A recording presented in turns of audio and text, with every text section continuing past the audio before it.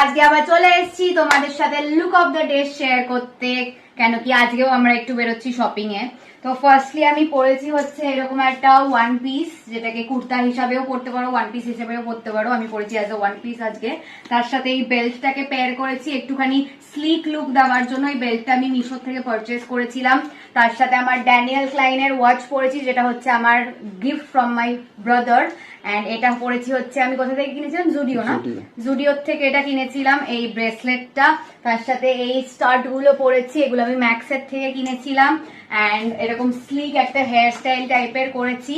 And makeup খুব minimal makeup করেছি। Firstly তো প্রচন্ড বৃষ্টি পড়ছে, খুব খারাপ ওয়েদার, তাই জন্য সানস্ক্রিন এন্ড স্কিন কেয়ার অত বেশি আমি কিছু করিনি। মেকআপে আমি ইউজ করেছি হচ্ছে ল্যাকমি অ্যাবসলিউটের এইটাকে অ্যাজ আ ব্লাশ, লিপস্টিকটাকে অ্যাজ আ ব্লাশ ইউজ করেছি। তারপরে হচ্ছে এখানে মিস ক্লিয়ারের ইলুমিনেটরটাকে ইউজ করেছি।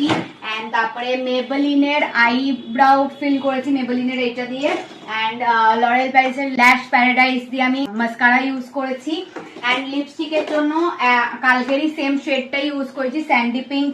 এটা হচ্ছে সুইস বিউটি লিপ লাইনার। তারপর হচ্ছে নায়কার mini lipstick in the shade trusty rusty. And নিকাকের liquid lipstick in the shade Turkish rose.